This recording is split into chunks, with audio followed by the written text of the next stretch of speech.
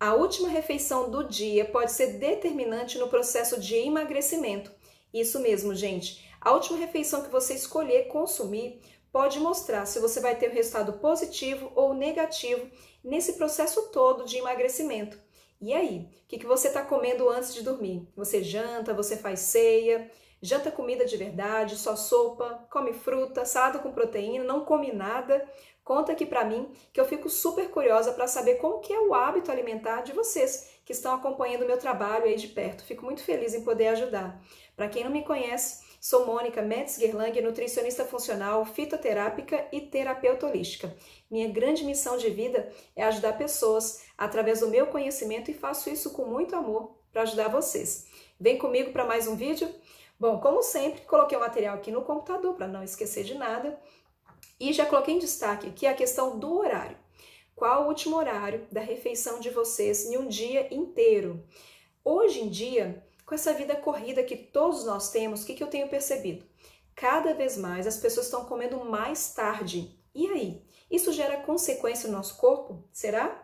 Antigamente, quando não tinha luz elétrica, as pessoas iam dormir junto com as galinhas. E isso era maravilhoso, porque, ou seja, as pessoas sem querer querendo, respeitava todo o ciclo circadiano do nosso corpo, o ciclo biológico do nosso corpo, o relógio biológico que a gente fala. Ou seja, os nossos hormônios têm horário certo para começar a produzir, para terminar, e isso gera equilíbrio, homeostase no nosso corpo. Quando a gente começa a interferir nesses horários, nesse relógio natural do nosso corpo, começa a surgir doença, começa a surgir inflamação, desequilíbrio e por aí vai. Então é isso que está acontecendo nessa, cada vez mais evoluindo, mas vamos falar da nossa geração, que está cada vez mais inflamada, mais obesa, mais doente. Então as pessoas estão dormindo mais tarde porque, ou seja, chega do trabalho cansado, vai tomar um banho ainda, às vezes ainda vai malhar, e aí chega em casa, vai fazer a última refeição 10, 11 horas da noite e às vezes até mais do que isso.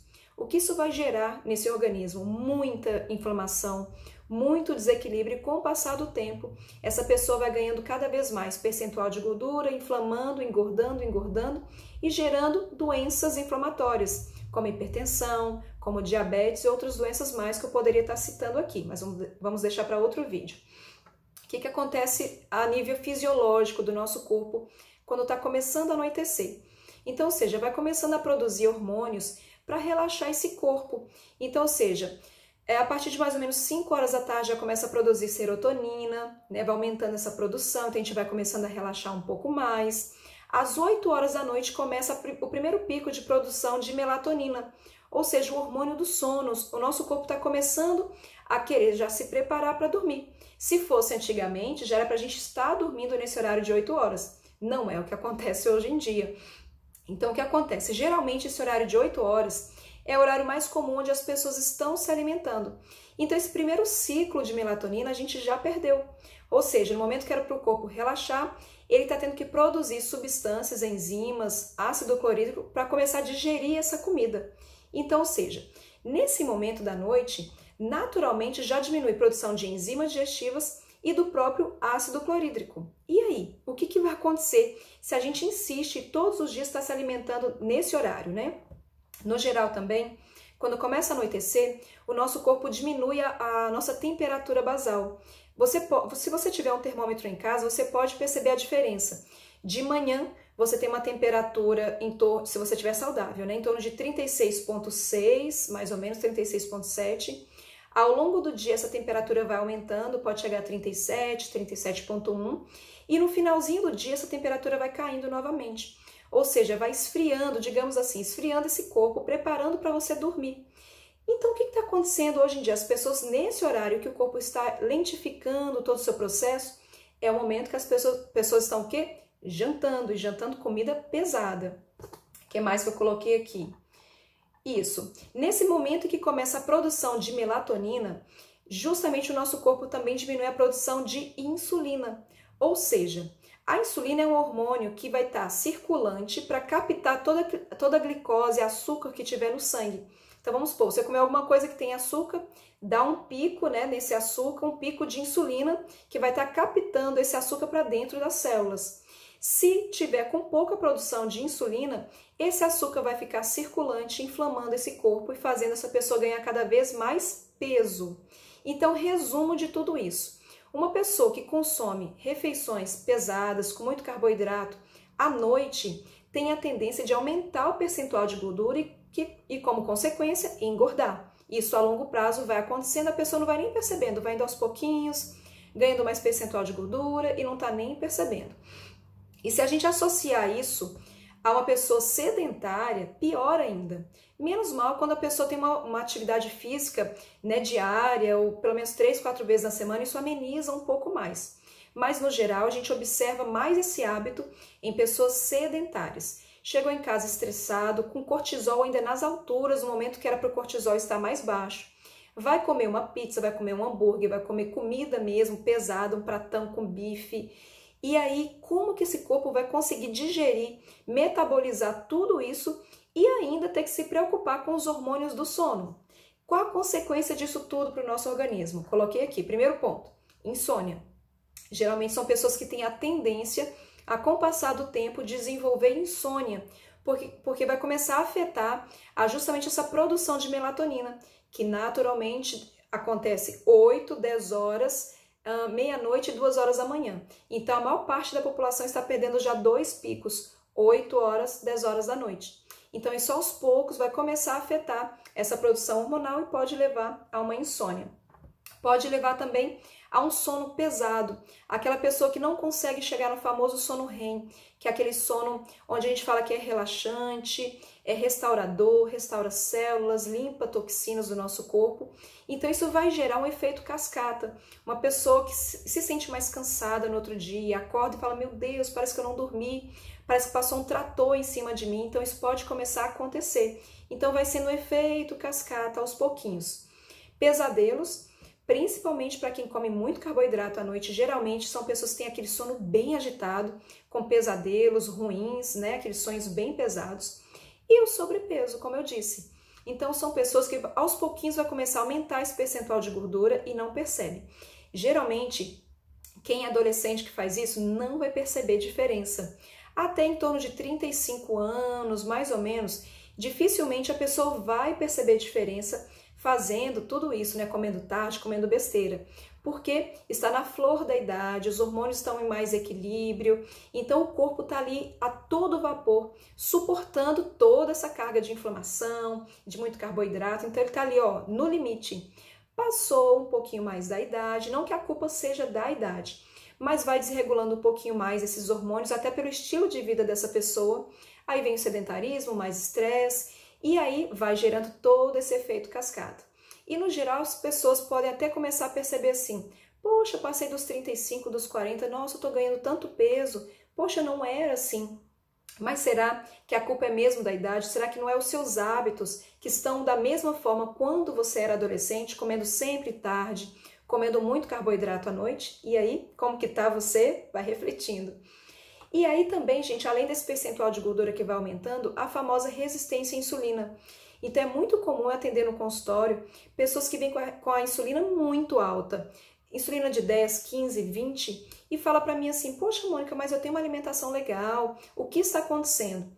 Em alguns casos, quando a gente vai avaliar, são pessoas que comem muito tarde. Até tem uma alimentação interessante, mas comem muito tarde, e isso pode favorecer. Eu vou contar para vocês de mim. Agora, nesse período da quarentena, da pandemia, aumentou minha carga de estresse. Eu sempre brinco que eu perdi minha privacidade em casa, né? As crianças para lá e para cá. E aí, quando elas vão dormir, chega um horário, mais ou menos de 9 horas que eles dormem, é o meu horário de, entre aspas, relaxar. Então, ali eu sento no sofá, respiro fundo e vou relaxar. Meu Deus, é o meu momento. Confesso que nesse período eu me vi nessa situação de enxergar ali como um momento meu de relaxar, de querer ter algo que me dê prazer na alimentação e me vi durante muitos dias desse período comendo tarde. 9, 9 e meia, 10 horas eu já me vi comendo, lanchando ainda. Comida saudável, mas comendo nesse período. O que aconteceu comigo nesse período? Eu não aumentei o peso, porque eu estou fazendo atividade física, mas o meu percentual de gordura aumentou. E eu tenho certeza que esse é um dos fatores que eu venho comendo um pouco mais tarde e eu preciso parar com isso em prol da minha própria saúde. Então, ou seja, que bom que eu tenha essa consciência de perceber que está errado e corrigir isso logo. Então eu preciso rever todo esse meu estilo de vida de agora, desse período, me adaptar a essa situação, começar a dormir ainda mais cedo, quem sabe junto já com as crianças e acordar mais cedo para fazer tudo que eu tenho que fazer, para justamente parar, inibir essa vontade de comer à noite. Tá acontecendo isso com você? Principalmente mulheres, né? Eu tenho percebido muito isso. É um fator emocional, por isso que é interessante a gente ter um acompanhamento de um psicólogo, de um microfisioterapeuta, né, profissionais da área que vai conseguir ajudar a gente a equilibrar essa parte emocional, porque não é fácil, né, passar por toda essa tempestade de emoções, de carga de trabalho, de funções que principalmente nós mulheres temos, né, numa casa, cuidando de criança, e aí chega nesse momento a gente quer realmente relaxar. Então fiquem alerta com isso. Bom, então coloquei aqui o que comer, né? É claro que isso tudo é muito individual, muito individual. Eu não posso aqui realmente ditar o que é certo, o que é errado, o que é mais saudável ou não. É individual. Mas no geral, tem muitas pessoas que falam assim pra mim: ah, Mônica, eu só como fruta. Não acho certo só comer fruta, porque eu acredito que todas as refeições precisam ter uma quantidade de proteína. Até porque à noite nosso corpo vai renovar células, vai precisar de matéria-prima, né, desses aminoácidos da proteína, para justamente equilibrar nosso sistema imunológico. Então, para quem quer comer só frutas, poderia colocar uma porção de proteína, castanhas, né, de repente fazer até uma vitamina de frutas, colocando aí castanhas, que mais? Farinha de amaranto, de aveia, seria interessante nesse período, para quem quer mais leve possível. Sanduíche, será que é saudável? Tem pessoas que falam assim: não, eu não janto, eu só como um sanduíche. Tá, um pão, mesmo sendo integral com carboidrato, muitas pessoas vão colocar um patê ou falam assim: não, eu coloco queijo e presunto, isso é saudável? Então, ou seja, não que não possa ter carboidrato, mas um carboidrato de melhor composição a nível de fibras, com menos carboidrato. Então, por exemplo, as raízes, uma abóbora, uma batata doce, seria mais interessante nesse momento noturno. Quando a gente fala das proteínas, o interessante é a gente optar por proteínas de fácil digestão, mais leves possível. Então, ou seja, evitar o máximo possível as carnes vermelhas nesse momento. Se você realmente quer carne à noite, coloque peixe ou frango. O interessante é não colocar carne nesse período da noite, porque, como eu disse, é o momento que está diminuindo a produção de enzimas digestivas e de ácido clorídrico, justamente para a digestão. Então é interessante nesse período colocar os ovos, que tem uma fácil digestão, uma ótima composição e é uma delícia, né, gente? Poxa, um jantar com uma omelete, com vegetais acompanhando, um guacamole, isso é maravilhoso, é uma delícia. Só salada com proteína, pode até ser legal dependendo da pessoa, por isso que eu disse, é individual. Uma pessoa, por exemplo, que tem insônia, que a gente fala pela medicina chinesa que tem o corpo muito quente, seria até legal uma salada com proteína, é algo que esfria mais o corpo, mas uma proteína de fácil digestão, uma omelete, por exemplo. Vamos lá para a sopa. Se for uma sopa cheia de macarrão, não acho que vai ser tão interessante para esse período. Agora, se for uma sopa de vegetais, com um franguinho desfiado, ou você pode até fazer um ovo pochê, colocar por cima, uma delícia. Então vai ser interessante sim para esse período. Então seja uma refeição leve, de fácil digestão, riquíssima para esse período. Para quem aí me acompanha, eu falo muito do caldo de ossos, né? Pelo menos 2 vezes na semana seria fantástico nesse momento. Claro, em pequena porção, não precisa ser demais para também não ser pesado. Então, seja, como eu disse, nesse período aqui vai ser totalmente individual, para a gente realmente conseguir ajustar a cada pessoa essa necessidade. O que eu posso dizer aqui a nível geral, para todos que estão acompanhando o meu trabalho, evite de comer muito tarde. Tenta colocar o mais cedo possível essa refeição. Se você gosta de jantar, coloque pelo menos aí às 19 horas esse jantar. Se você gosta de que seja mais leve possível, como frutas, que eu disse, com castanha, aí sim pode chegar no máximo até 8 horas, mas tente evitar o máximo, porque realmente pode parecer algo que é bobo, mas isso faz diferença a longo prazo, principalmente se você que está me assistindo tem mais de 35 anos e se já tem filhos. Isso muda toda a história. Então, gente, fica a dica. E não esquece de comentar aqui. Eu quero saber o que vocês estão comendo antes de dormir, se você fica beliscando antes de dormir, se você janta ou não.